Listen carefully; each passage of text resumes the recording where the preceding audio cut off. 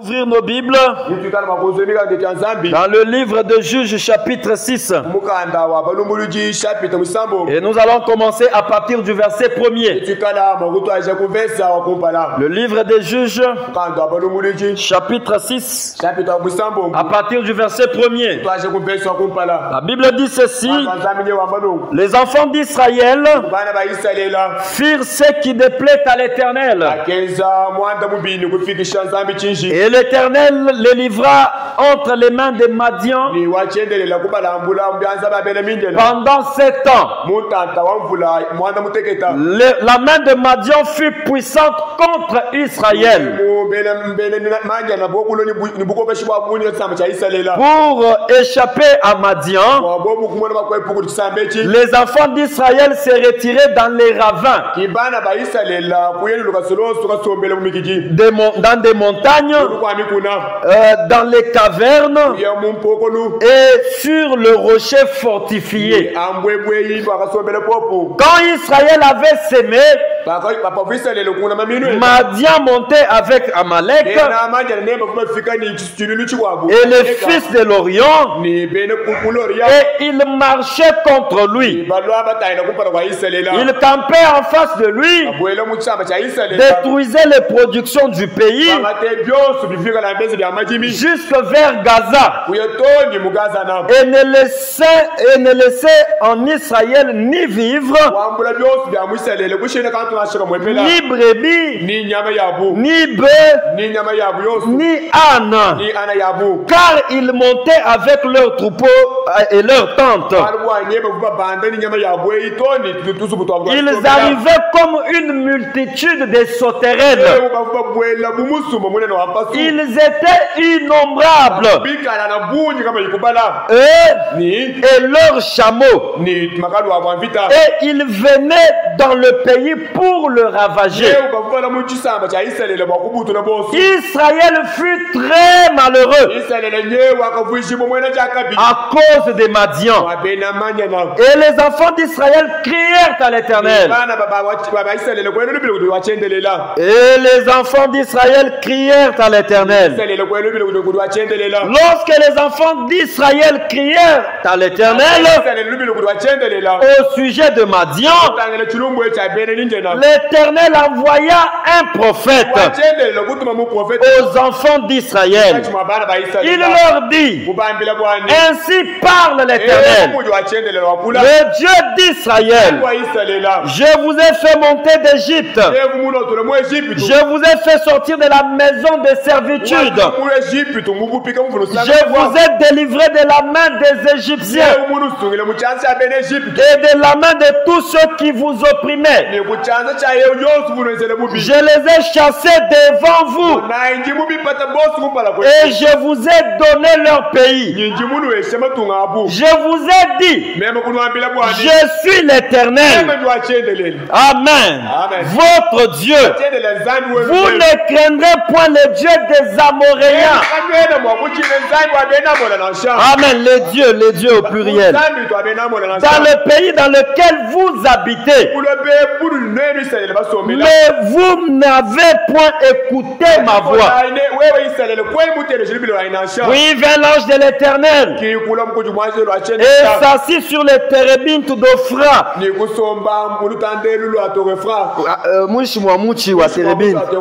Et qui appartenait à Joas, de la famille d'Abiézer. Gédéon, son fils, battait du froment au pressoir. Amen.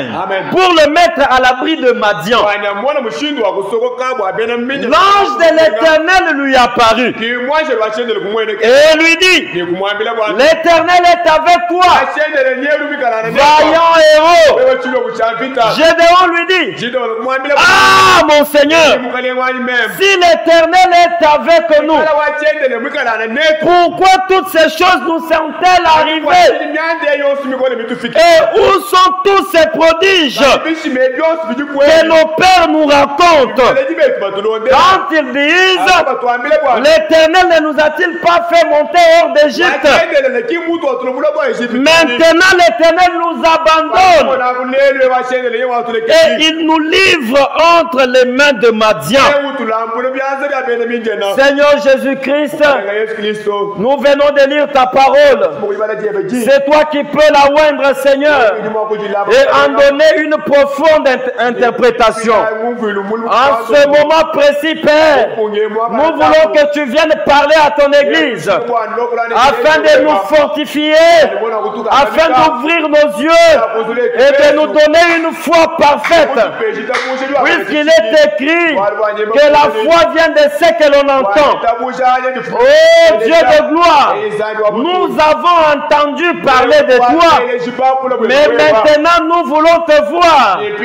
Toi le Dieu de la Bible, toi le Dieu des apôtres, toi le Dieu de William Branham, sois avec nous ce matin. Oh Dieu de gloire, nous avons besoin de toi.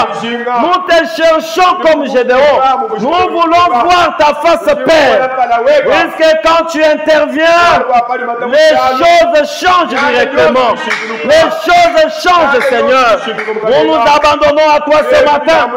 Pendant ces quelques minutes que nous allons parler, donne-nous quelque chose, Seigneur. Donne-nous quelque chose, Seigneur. Car nous avons besoin de toi. Où est l'Église? Bénis ceux qui sont en route. Sois avec nous qui sommes déjà ici. Tout pour ta propre gloire. Au nom du Seigneur Jésus-Christ. Amen. Que le Seigneur Jésus vous bénisse. Acclamez très fortement pour le Seigneur. À partir des Écritures que je viens de lire ici, nous allons parler à partir d'aujourd'hui jusqu'au vendredi sur le thème que nous avons intitulé Si Dieu est avec nous, où sont tous ces prodiges? Amen. Un prodige, comme on l'a interprété là-bas, c'est quelque chose de surnaturel. C'est quelque chose d'exceptionnel qui vient mettre fin à une difficulté, qui vient donner solution à un problème. Et si vous avez été attentif à la lecture, vous allez constater qu'on nous parle des enfants d'Israël. Et déjà, je vous donne déjà un aperçu général de ce que vous devez savoir sur le livre des Juges. Le livre des Juges intervient juste après le livre de Josué. Et c'est une période assez sombre de l'histoire des enfants d'Israël. Puisqu'ils n'avaient plus de prophètes, ils n'avaient plus un guide principal qui devait les conduire. Alors ils étaient restés comme ça. Vaille que vaille. Chacun faisait ce que bon lui semblait. Et alors, dans cette période, alors que les enfants d'Israël péchaient, alors qu'ils péchaient, qu'est-ce que Dieu faisait au retour? Dieu les punissait. Et comment est-ce que Dieu punissait les enfants d'Israël? Il les punissait en leur envoyant les ennemis. Ces ennemis qui étaient les Philistins, qui étaient les Madianites. Alors Dieu les envoyait en Israël. Qu'est-ce que les ennemis faisaient? Comme ils étaient des agriculteurs, ils étaient des agriculteurs et ils élevaient aussi. Alors quand ils s'aimaient, Dieu les laissait tranquilles. Dieu ne leur disait aucun problème. Alors au moment où la récolte arrivait, qu'est-ce que Dieu faisait pour les punir? Dieu leur envoyait les Madianites. Amen. Il leur envoyait les Madianites afin de les punir. Et Israël est resté était dans cette situation à peu près pendant 7 ans. À l'époque des juges, ils péchaient et Dieu leur envoyait les Madianites. Et les Madianites ravissaient tout ce qu'ils avaient cultivé. Ils ravissaient leurs élevages et ils les amenaient. Et quand vous constatez dans ce que nous avons lu, on nous parle de Gédéon, qui était le fils de Joas. Joas qui était de la famille d'Abiezer, dans la tribu de Manassé. Alors un jour, Gédéon savait déjà ce qu'il faisait pour échapper à l'attaque des Madianites. Un jour, il était quelque part, il était en train de battre du blé afin de pouvoir cacher cela, pour que les Madianites ne puissent pas venir arracher cela. Oh mes frères bien-aimés, c'est ce que les chrétiens sont en train de vivre dans ces derniers jours. Les chrétiens sont en train de craindre le diable. Ils sont dans une profonde peur. Ils ne savent pas ce qu'ils peuvent faire. C'est dans cet état que Gédéon se retrouvait. Il a dit, si je laissais ce blé ici, les Madianites vont venir. Ils vont encore ravir et s'en aller avec ça. Et tout le travail que l'on a abattu sera vain. Alors qu'il était en train de se chercher une solution. Pendant qu'il cherchait ce qu'il pouvait faire, pendant qu'il était poussé à bout, pendant qu'il était en train de chercher vraiment ce qu'il pouvait faire, dans son heure la plus sombre, c'est à ces moments-là, la Bible nous révèle que le peuple d'Israël cria à l'Éternel.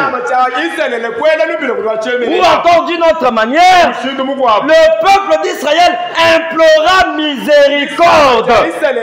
Le peuple chercha la grâce de Dieu pour parler au Seigneur et lui dire, Seigneur, nous sommes ton peuple. Malgré tout, pardonne-nous. Nous savons que nous avons péché. Oui, quel était le péché que les enfants d'Israël avaient commis? Dieu leur avait dit que je vais placer mon ange devant vous. Quand vous allez entrer dans ce pays-là, n'imitez pas ces peuples-là dans leur conduite. Ne vous comportez pas comme eux. N'adorez pas leur Dieu. Ne les imitez pas dans leurs coutumes. N'allez pas épouser leurs filles. Que vos fils n'aillent pas épouser chez eux. Vous êtes un peuple à part. Ne vous mêlez pas à ces gens-là. Et quand les enfants d'Israël sont arrivés au pays, ils ont pris la loi de l'Éternel. Ils ont placé cela de côté. Et Dieu les frappa. Chaque fois que vous prenez la parole de Dieu et que vous mettez cela de côté, je vous l'ai dit au nom du Seigneur, sachez toujours qu'un châtiment viendra. Le châtiment viendra. Et de toutes les manières, il n'y aura pas moyen d'échapper à cela. Même si vous demandez pardon à Dieu, Dieu vous pardonnera, mais il vous châtira toujours. Car le Dieu que nous adorons ne laisse jamais le péché impuni. Alléluia. Dieu ne laisse jamais le péché impuni. Vous vous souvenez de ce que nous avons enseigné le dimanche? Le prophète Esaïe dit que le bras de l'Éternel le parcourt. Son oreille n'est pas trop dure pour entendre. Amen. Mais ce qui fait que Dieu ne nous écoute pas, ce qui fait que la main de Dieu ne nous touche pas, c'est que nous avons commis des crimes. Nous avons péché. Et cela établit une séparation entre nous et Dieu. De telle manière que nous crions et Dieu ne nous entend pas. Nous pleurons et Dieu ne voit pas nos pleurs. nous soupirons.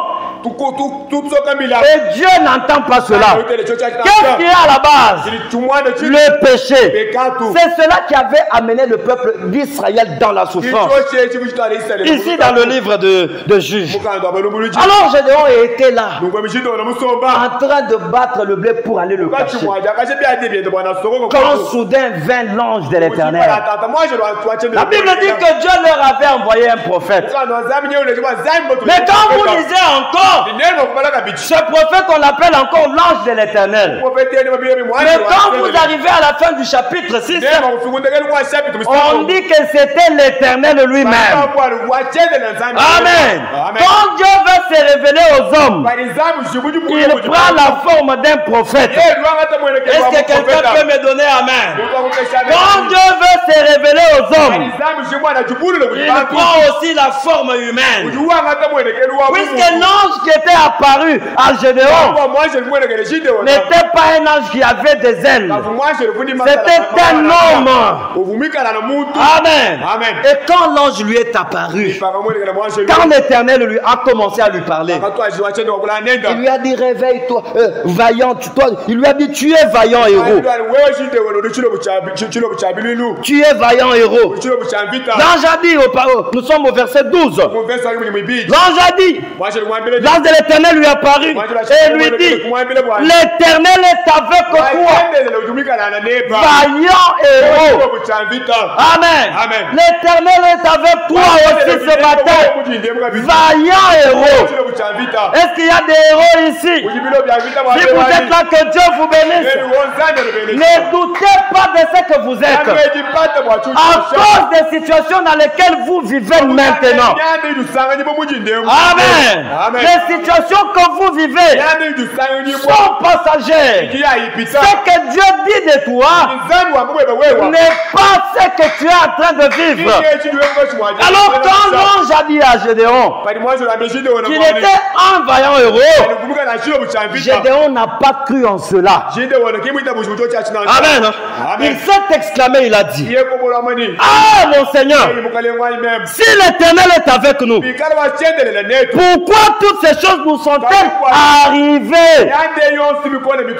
Pourquoi si Dieu est avec nous, je ne fais que tomber malade? Pourquoi Dieu est avec nous? Je ne fais que me débrouiller tout seul. Dieu est avec nous. Ce problème ne fait que persister. Depuis que je suis dans le mariage, je n'ai jamais connu la joie. Et pourtant Dieu est avec nous. C'est depuis que j'étudie, je suis toujours le dernier. Et pourtant Dieu est avec nous. J'ai pris le message, j'ai le Saint-Esprit. Mais pourquoi toutes ces choses nous arrivent? Amen. Gédéon ne sait pas, n'a pas eu peur devant l'ange. Il a commencé à lui poser des questions. Suivez ce que Frère Branham dit au sujet de Gédéon. Il dit ceci. Nous sommes au paragraphe 57 dans la prédication.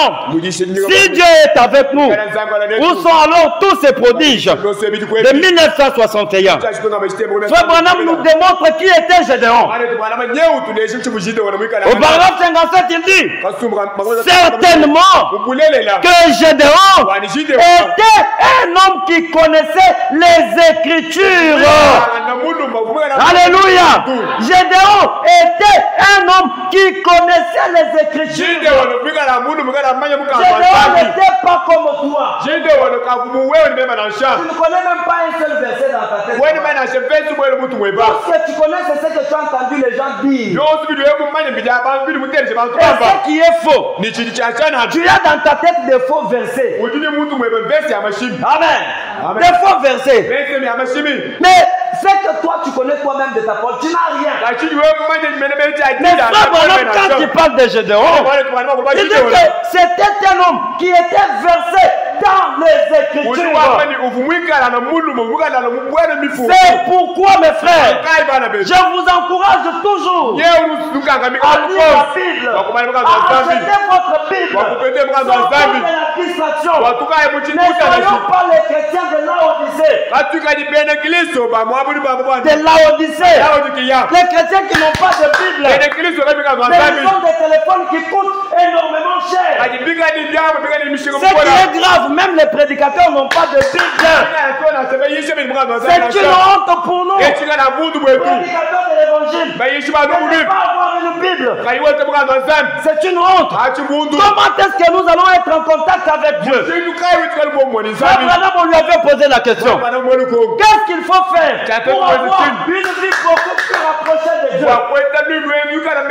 Abraham a dit, a répondu à la sœur, il lui a dit, il faut beaucoup lire la parole de Dieu. Et il faut beaucoup prier.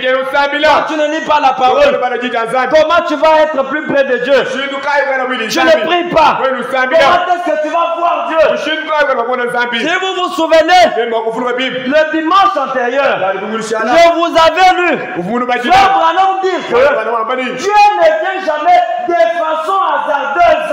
Amen. Dieu ne vient jamais de façon hasardeuse. Il y a des processus que nous devons suivre pour approcher Dieu. Amen. Suivons l'exemple de Gédéon. Comme la Bible dit que toutes ces choses ont été écrites pour notre édification. Au paragraphe 60 de la même prédication, Frère Branham a dit, et Gédéon lui a posé cette question: quel homme versé dans les Écritures? C'est le genre d'homme à qui Dieu vient. Donnez-moi un amen. Amen. Les hommes et les femmes qui sont versés dans les Écritures, dans la parole de Dieu, ce sont ces gens-là à qui Dieu vient. Dieu était venu à Gédéon parce qu'il savait que Gédéon s'y connaissait dans les Écritures. Amen. Amen. Quelqu'un qui s'y connaît. Gédéon a dit, si Dieu est avec nous, si tu es le messager, toi qui me parles ici, où sont alors les prodiges dont le prophète nous a parlé? Gédéon savait que quand Dieu est là, les choses ne se passent pas comme d'ordinaire. Amen. Les choses prennent une tournure tout à fait différente quand Dieu est là. Quand les hommes sont là, les choses se passent toujours de la même manière. Mais dès que Dieu entre en scène, les choses changent. Ce qui était noir devient blanc. Ce qui était dans les ténèbres viennent à la lumière. Ce qui était mort reçoivent la vie. La présence de Dieu. Emmanuel. Il dit, si Dieu est avec nous, mais pourquoi toute cette routine? Dieu est avec nous. Tu me trouves ici en train de chercher à cacher le blé. Monsieur l'ange, est-ce que tu n'es pas en train de me mentir? Est-ce que tu n'es pas en train de me mentir? Il continue, il dit, il savait que partout où Dieu allait, ses prodiges l'accompagnent. Alléluia. Gédéon savait que partout où Dieu passe, les miracles et les prodiges l'accompagnent. Alléluia. Un jour, Dieu est passé devant l'enfant finlandais. Et cet enfant était complètement écrasé. Quand Dieu est passé par là, l'enfant était Quoi ça? Les prodiges qui accompagnent Dieu. Alléluia. Amen. Les prodiges qui accompagnent Dieu. C'est ça que Dieu fait. Un Dieu surnaturel. Quand il vient dans un lieu, il rend ce lieu-là surnaturel. Alléluia. Le bonhomme continue de dire, il savait que partout où Dieu se trouve, les prodiges s'y trouvent. Amen. Amen. Au paragraphe 61, il continue de dire, et comment pouvez-vous vous attendre aujourd'hui à ce que Dieu puisse travailler parmi les gens qui ne croient même pas aux prodiges? Si vous êtes ici ce matin que vous ne croyez pas au miracle, je vous demande de sortir. Nous avons ici besoin des gens qui croient au miracle. Si vous étiez là, vous alliez me donner un amen. Ceux qui croient au miracle diront amen. Amen.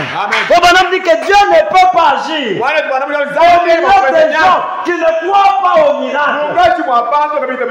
Si vous ne croyez pas que Dieu peut vous guérir, alors il n'est pas important de croire même en Dieu. Il faut être un païen. Si vous ne croyez pas que Dieu peut vous remplir du Saint-Esprit, si tu ne peux pas croire, si tu ne peux pas croire que Dieu ne peut pas te remplir du Saint-Esprit, alors autant refuser d'être chrétien. Puisque notre Dieu, pour commencer, c'est un miracle. Le monde que vous voyez est un miracle. Comment est-ce que le soleil peut être suspendu dans les airs comme ça? C'est un miracle. Comment le ciel est toujours bleu? Il ne change pas de couleur. C'est un miracle. Le miracle de Dieu, nous pouvons le voir partout. Amen. Et le bonhomme continue de dire, et comment est-ce possible? 63. Eh bien, c'était comme un homme qui se tenait là. Amen. Non, mon Seigneur. Si Dieu est avec nous, pourquoi tous ces problèmes nous sont-ils arrivés? Amen. Et où sont les prodiges qu'on nous raconte? Où sont les prodiges que Dieu fait? Gédéon n'était pas un incrédule. Amen. Quand il posait ces questions, on lui avait parlé d'un Dieu miraculeux. Il a lu cela. Comment le peuple d'Israël était sorti d'Égypte. Comment Dieu avait fait tomber de la manne du ciel. Comment ils avaient le docteur Moïse. Comment Dieu avait fait sortir de l'eau du rocher. Et comment Dieu avait manifesté sa puissance à ses ancêtres. Il a cru en cela. Mais maintenant il y avait une démarcation entre ce qu'il avait lu et ce qu'il vivait.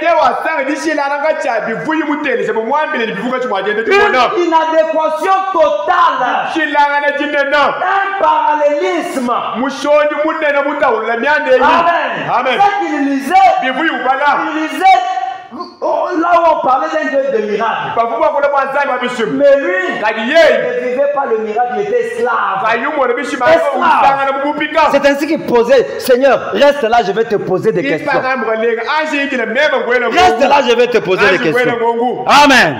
Le madame continue de dire, et où sont les prodiges qu'on nous raconte? Où sont les choses que Dieu faisait? Que cela soit aussi les questions que tu vas poser à Dieu ce matin. Mais que cela ne soit pas des questions d'incrédulité. Puisque Dieu n'écoute pas les prières d'un incrédule. Puisque pour commencer, un incrédule c'est un pécheur. Amen. Alors il posait des questions à Dieu. Madame continue. Au paragraphe 65. Il dit ceci. Où sont tous ces puissants prodiges? Écoutez combien Gédéon était scripturaire. En d'autres termes, nous savons bien que Dieu est un grand Dieu. Frère Branham commence à expliquer la question que Gédéon veut poser à Dieu. C'est-à-dire, si Dieu est avec nous, où sont les miracles là? Frère Branham commence maintenant à donner la signification de cela.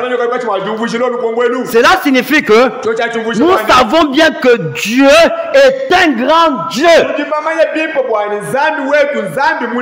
Amen. Qui accomplit des puissantes œuvres. Il est un grand Dieu des prodiges.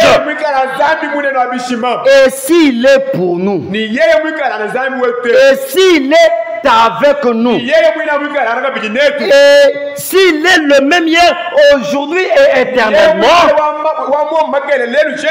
où est-ce que je peux voir ces prodiges? Où est-ce que je peux voir ces prodiges? Amen. Où est-ce que je peux le voir? Madame continue de dire, où est-ce que je peux voir ces dieux-là en action? C'était ça les questions que Gédéon posait à Dieu. Où est-il? S'il est avec nous, qu'est-ce qui va nous attester que Dieu est avec nous? Le péché, il n'y a que le même péché là qui me domine. Les insultes c'est moi. Les bagarres c'est moi. Le mensonge c'est moi. Les médisances c'est moi. Les médisances. Toutes ces choses-là, c'est moi. Toutes ces choses-là, c'est moi. Où est ce Dieu miraculeux là? Où est ce Dieu des prodiges là? Que nos pères nous parlent. Dont les pères nous parlent. Nos pères nous ont vraiment parlé d'un Dieu extraordinairement grand. Où est-ce que je peux le trouver en action? Abraham continue, il dit. Au paragraphe 66, il dit, les vaillants héros pouvaient se référer à la parole des temps anciens et savaient qu'elle était vraie. Car ils savaient ceci, que Dieu est un être surnaturel. Alléluia. Dieu se révèle à vous à la dimension donc au niveau de votre compréhension de Dieu.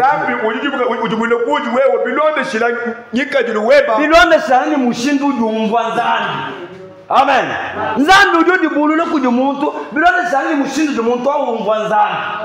Amen. Qui a voulu me dire Gédéon wendo ambila nzambi mwabeu. Wewe ujinzambi mutambo munene. Ujinzambi wabitambo fugilu. Kadi bintu bidungambila mwabeu ni memwe ndichilo bwegi. Ujibigambile bo kukuna na nyanya shimwa kwenze bishi. Wewe nzambi munene unsana mwabeu ngenda soko kamatala. Bwani bene nukuna kabali kutunenga na auto. Wewe nzambi mbato ambeni wewe kichilo buchamakana. Wewe ki champion. Mumvite. Ujimuluile baka kwetu mvite mu Egypt. Ujimubasambusha muwo mukunza kaba yiba toto. Bende mu kwishi bitu. Pinge ujulungabi membo ndiyego. Chibudinde ajibiri dimusaneje. Ngenda soko kabintu bwani bene nukuna kabali kungwa. Nzambi udungande bya bulele la yunjinga. Amen. C'était ça des questions qu'il posait à Dieu. Déjà à partir où on comprend, on voit déjà les compréhensions. Au moment où les Zambi gagnent. Amen. Au moment où les boulets ne boivent Zambi. Puis il y a du temps les boulets ne boivent Zambi. Ou du moment où tout le monde bon, ça c'est quoi ça? Amen. Qu'est-ce qui se passe au juste? Qu'est-ce qui se passe au juste? Amen. Frère Branham continue, il dit, c'est que Dieu est un être surnaturel. Et partout où se trouve un être surnaturel, non, Et partout où se trouve un être surnaturel, il accomplira des signes surnaturels. Alléluia. Alléluia. Partout où se trouve un Dieu surnaturel, il accomplira des signes surnaturels. Frère Branham dit que Dieu traite avec les gentils chacun individuellement. Quel que nous sommes là, Dieu va traiter avec chacun de nous individuellement, au dépend de sa foi. Amen. Amen. Donc c'est la dimension que vous avez de la compréhension de Dieu. Amen. Amen. La compréhension que vous avez de Dieu, et c'est cela qui va déterminer la façon que Dieu va se révéler à vous pendant ces jours. Puisque nous voulons que Dieu se révèle à nous comme un Dieu surnaturel. Il mette fin à la routine que vous avez dans votre vie. Pendant que je parle ici, il y a un problème qui ne fait que aller et revenir. Il va, il revient, il va, il revient. Nous sommes là pour que ces genres de problèmes-là prennent fin. Nous sommes là pour que ces genres de problèmes-là prennent fin. Et je vous rassure que ce matin, si vous priez avec foi, cela prendra fin. Alléluia. Amen. Ça prendra fin sûrement. Frère Branham continue. Il dit: vous ne pouvez pas vous dérober de cela. C'est-à-dire que vous ne pouvez pas échapper au principe selon lequel que si Dieu est surnaturel, il doit aussi manifester le surnaturel là où il est. Amen. Amen. Alors que je suis en train de finir, comment pouvez-vous vous tenir en face du vent? Amen. Amen. Tu te tiens devant le vent et sans savoir un coup de vent. Est-ce que c'est possible? Oui,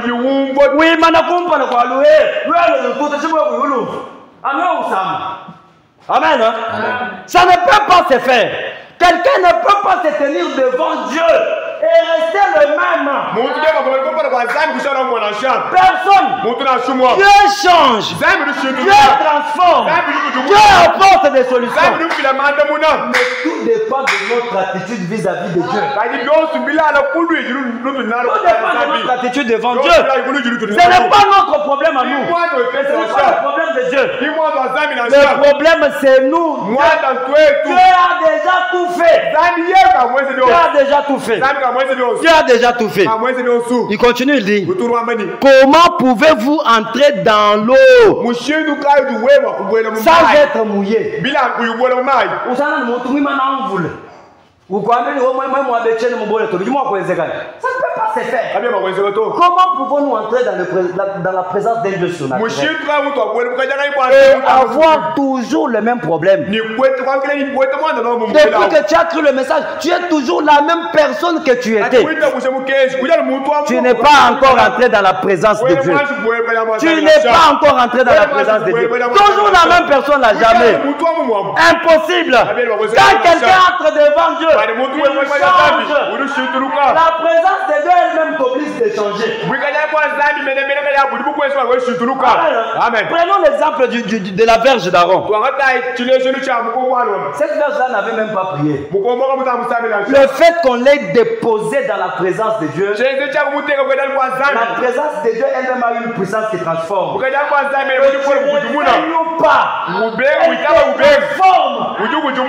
Amen. Amen. Comme tu es venu ce matin, la présence de Dieu est ici. Alléluia. Amen. Oui, tout est possible à Dieu. Rien n'est impossible à Dieu. Un jour, je me rappelle, il y a des années, quand je commençais à devenir chrétien.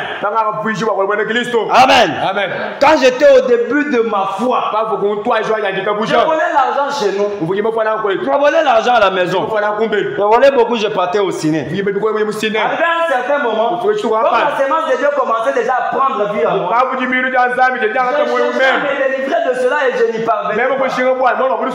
Un jour, nous sommes allés à l'église la nuit, la veillée de bonne année là-bas. Et on a prêché sur aider ces moments. Et Frère Branham dit dans cette prédication-là que quand vous vous mettez là pour prier, priez de telle manière que tu as un témoignage. Et tu dis qu'à partir de ces moments-là, quelque chose s'était passé dans la vie. Frère, je l'ai dit avec ma main droite levée. J'ai prié cette nuit-là. J'ai dit, Seigneur, je vais laisser le vol ici. Quand je quitte l'église ici, dans cette nouvelle année, je ne veux plus voler. Et depuis ce jour-là, jusqu'à ce matin, je vais voler. Dans la présence de Dieu, le voleur devient un fils de Dieu. Le pécheur devient un prédicateur. Tout est possible à Dieu. Tout dépend de l'attitude que tu as. Ne néglige pas Dieu. Il est avec nous ici ce matin. Alléluia. Il est avec nous ici ce matin. Il est avec nous ici ce matin. Comment est-ce possible d'entrer dans l'eau et de ressortir sec? Quand vous êtes entré dans l'eau, vous serez mouillé. Ce matin, décidez-vous d'entrer dans l'eau. Décidez-vous d'entrer en Christ ce matin. Afin que Christ, le surnaturel, laisse les marques de son surnaturel sur vous. Alléluia. Frère Branham dit ceci. C'est le composant chimique de cela. Donc, Amen. Elle est timide. Et quand vous entrez dans l'eau, vous serez mouillé. Vous serez mouillé. Amen. Vous serez mouillé. Bien-aimés frères et sœurs, je voudrais que vous puissiez réaliser ce matin, comme Gédéon, que le Dieu que nous sommes venus chercher, c'est un Dieu surnaturel. Alors quand vous lui parlez, cherchez le surnaturel de Dieu dans votre vie. Les dimanches, nous avons lu Frère Branham nous dire que le plus grand miracle qui puisse exister, c'est le salut. Si tu n'as pas le salut ce matin, ne pars pas demander à Dieu de l'argent. Ne demande pas du travail à Dieu. Demande de te sceller du Saint-Esprit. C'est à ce moment-là que tu peux aller à autre chose. Puisque ne l'oubliez pas. Demain ou après-demain, Jésus viendra. Et si tu es dans le Saint-Esprit, c'est ton problème. Tu vas rester. Tu vas rester. Le premier miracle, c'est le changement. Frère Branham dit, le plus grand miracle, c'est le changement des natures. Le pécheur qui devient le fils de Dieu. Si ta nature est déjà changée, si le plus grand miracle, Dieu l'a déjà accompli dans ta vie, encore bien plus forte raison, les autres miracles. Abraham dit que le plus grand miracle, c'est le salut. Alors les restes des choses ici, la guérison, le travail, la paix, le truc, ce sont des petits miracles. Si tu as déjà le salut, comment est-ce que les petits miracles ne peuvent pas se réaliser dans ta vie? Je te prie maintenant de te tenir debout. Mets-toi maintenant debout. Dieu est un Dieu surnaturel. Dieu est un Dieu surnaturel. Quand il est là dans ta vie, il doit laisser des traces. Il n'est pas seulement le Dieu des prédicateurs. Il n'est pas seulement le Dieu du prophète. Il n'est pas seulement le Dieu du prédicateur. Non, il doit être ton Dieu. Il doit être ton Dieu. Gédéon avait entendu parler de Dieu.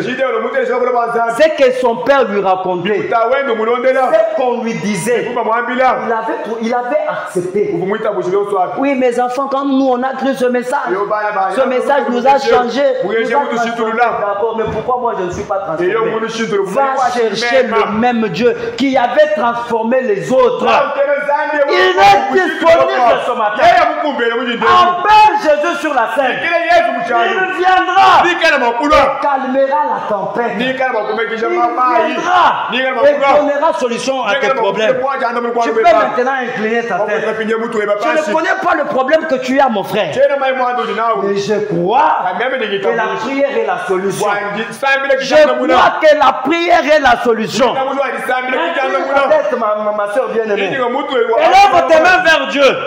Nous allons nous mettre à prier pour que vous puissiez arrêter de prier. Seulement si vous entendez un amen venir de mon côté. Sinon, n'arrêtez pas. Décidez-vous de vous plonger dans l'eau. Décidez-vous d'aller en Dieu. Afin que le Dieu surnaturel reste surnaturel sur vous. Est-ce que quelqu'un peut maintenant élever sa voix vers Dieu? Est-ce que quelqu'un peut commencer à parler maintenant? Est-ce qu'il y a un Gédéon ici? Est-ce qu'il y a un Gédéon ici? Est-ce qu'il y a quelqu'un qui veut voir la main de Dieu? Est-ce qu'il y a quelqu'un qui veut voir la main de Dieu? Est-ce qu'il y a quelqu'un qui veut voir les produits de Dieu? Est-ce que tu es là? Est-ce que tu es là? Si tu es là, élève ta voix vers Dieu. Élève ta voix vers Dieu.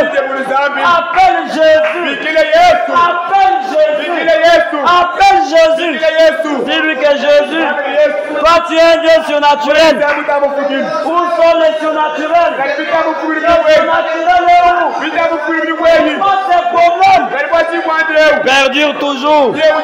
Pourquoi ces problèmes perdurent toujours? Pourquoi ces problèmes est toujours là? Oh Seigneur, les choses doivent changer. Les choses doivent changer. Les choses doivent changer. Le Dieu vivant, il n'est pas mort. Tu es ressuscité. Tu es ressuscité. Abraham nous avait dit, et la colonne de feu n'ira pas avec toi. Où es-tu? Où es-tu, Dieu des apôtres? Où es-tu, Dieu de Branham? Où es-tu, Dieu de la Bible? Où es-tu, Dieu des Gédéons? Je te cherche. Viens me délivrer. Viens me délivrer. Viens me délivrer. J'ai besoin de toi. Viens me délivrer. Viens me délivrer. J'ai besoin de toi. J'ai besoin de toi. Viens me délivrer. J'ai besoin de toi. J'ai besoin de toi. J'ai besoin de toi.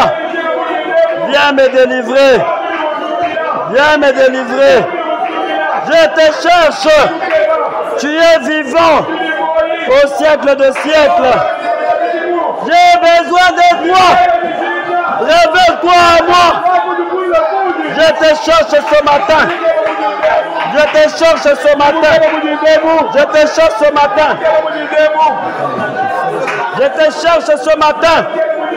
Dieu de la Bible. Je te cherche ce matin. Toi, tu ne changes pas. Tu es le même hier, aujourd'hui et éternellement. Le ciel et la terre vont passer. Les cieux et la terre vont passer.